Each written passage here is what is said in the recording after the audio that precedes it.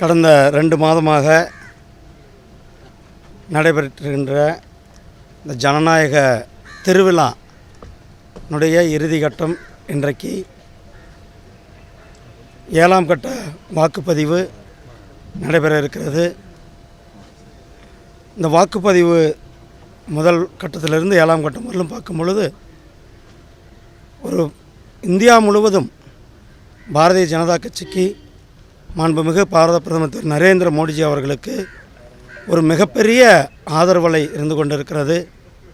மாண்புமிகு பாரத பிரதமர் திரு நரேந்திர மோடிஜி அவர்கள் 3வது முறையாக 400க்கும் மேற்பட்ட தொகுதிகளில் வெற்றி பெற்று பிரதமராகுவது உறுதி செய்யப்பட்ட ஒன்று.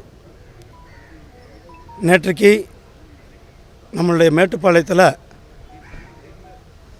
ஒரு இளைஞர்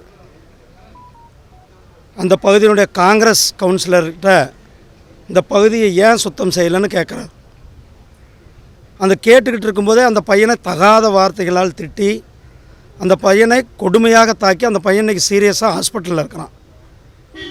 ஆனால் அந்த கவுன்சிலர் மேலே தமிழக காவல்துறை 2 நாட்கள் ஆகி சம்பவமாகி இன்றைக்கு வரலும் கவுன்சிலருடைய அந்த கணவரையும் இன்று வரலும் கைது செய்யவில்லை. மாறாக அந்த இளைஞர் மேலேயும் அந்த தாயார் மேலேயும் வழக்கு பதிவு செய்யப்பெறுவது வன்மையாக கண்டிக்கத்தக்கது. காவல்துறை எந்த அளவுக்கு சீர்கெட்டு போயிருக்கிறதுன்னு பாருங்கள். ஒரு இளைஞர் பாதிக்கப்பட்டு மருத்துவமனையில் அட்மிட் ஆகிருக்கிறார். கொடூரமாக தாக்கப்பட்டு கழுத்தில் எலும்பு முறிவு ஏற்பட்டிருக்கிறது. இப்படிப்பட்ட சம்பவத்தில் கூட சம்பந்தப்பட்ட குற்றவாளிகள் கைது செய்யப்படாமல் குற்றவாளிகளை பாதுகாப்பது என்பது தமிழக காவல்துறைக்கு அழகல்ல. எந்த ஒரு சம்பவமானாலும் அவர் மேலே உடனடியாக நடவடிக்கை சில யூடியூப்லேயும் ஃபேஸ்புக்லேயும் அவங்க ஏதாவது ஒரு தகவல் போட்டால் அவங்கள காலையில் 5 மணிக்கு விடியகாலில் 2 மணிக்கு போய் கைது செய்கின்ற காவல்துறை ஒரு கடுமையான சம்பவம். ஒரு கிட்டத்தட்ட அந்த இளைஞர் தாக்கப்பட்டு எலும்பு முறிவு ஏற்பட்டு கழுத்தில் எலும்பு முறிவு ஏற்பட்டு ஆபத்தான முறையில் மருத்துவமனையில் சிகிச்சை பெற்று கொண்டிருக்கிற கேஸில் கூட அவர்களை இன்றும் கைது செய்யப்படாதது வன்மை. அதாவது ஸ்டாலின் அவர்கள் ஆட்சி செய்கிறாரா, முதலமைச்சராக இருக்கிறாரா இல்லையா என்பதே கேள்விக்குறியாக இருக்கிறது. இது ஒரு சம்பவம்.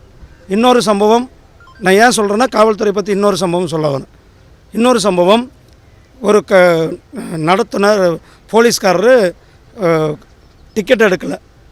அந்த நடத்துனரும் அவங்களும் கட்டி பிடிச்சிக்கிறாங்களே. என்னது கட்ட பஞ்சாயத்து பண்ணுற கேஸா அது?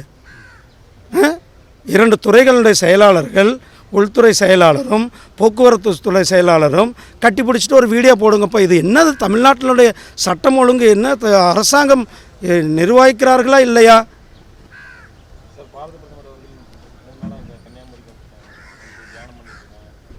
இது நமக்கு எல்லாருக்கும் தெரிஞ்சது தானே. நம்மளுடைய மாண்புமிகு பிரதமர் அவர்கள் தேர்தல் முடிந்த பிறகு போன முறை இமயமலையில் தியானம் செய்திருந்தார்கள். இன்றைக்கு 2 நாட்களாக நம்மளுடைய தென்பகுதியில் நம்மளுடைய குமரி முனையில் விவேகானந்தர் அவர்கள் இங்கு தியானம் செய்த அதே இடத்துல நம்மளுடைய பிரதமர் அவர்கள் தியானம் செய்து கொண்டிருக்கிறார்கள் என்பது தெரிவித்துக்கொள்கிறேன்.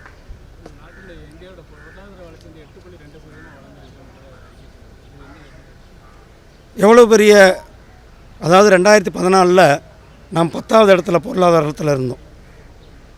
இந்த 10 ஆண்டுகளில் மட்டுமே 5 இடங்கள் முன்னேறி 5வது மிகப்பெரிய பொருளாதார நாடாக, குறிப்பாக இங்கிலாந்தெல்லாம் பின்தள்ளிவிட்டு 5வது பெரிய பொருளாதார நாடாக நாம் முன்னேறி இருக்கிறோம்.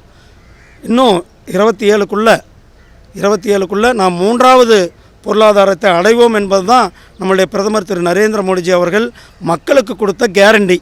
அந்த கேரண்டியை நாம் போய் அடைந்து விடுவோம் என்பதற்கு இது உதாரணமாக இருக்கிறது. யாரும் எதிர்பாராத வெற்றி, ஒரு வரலாற்று திருப்புமுனை வெற்றியை தமிழக பாரதிய ஜனதா கட்சி இங்கு வெற்றி பெறும். எங்களுடைய பிரதமருக்கு இரட்டைப்படையில் எங்களுடைய பாராளுமன்ற உறுப்பினர்களை சமர்ப்பிப்போம். இந்த பேர் 2 சொன்னாங்க. ஒரு சாதாரண இளைஞர் ஏன்பா தெருவை சுத்தம் பண்ணலன்னு சொன்ன இளைஞர் தாக்கப்பட்டிருக்கிறார். தாக்கப்பட்டவர்கள் ஹாஸ்பிட்டலில் அந்த பையன் படுகாயமாயிருந்து மருத்துவமனையில் இருக்கிறான். அந்த பையனை மேலே கேஸ் போடுறாங்கன்னா தமிழக காவல்துறையினுடைய சீர்கேடு எந்த அளவுக்கு இருக்கிறதுன்னு நாம் பார்க்க முடிகிறது. இது ஒரு சின்ன உதாரணம். நன்றி அண்ணா. செய்திகளை உடனுக்குடனும் துல்லியமாகவும் தெரிந்து கொள்ள சப்ஸ்கிரைப் பண்ணுங்க.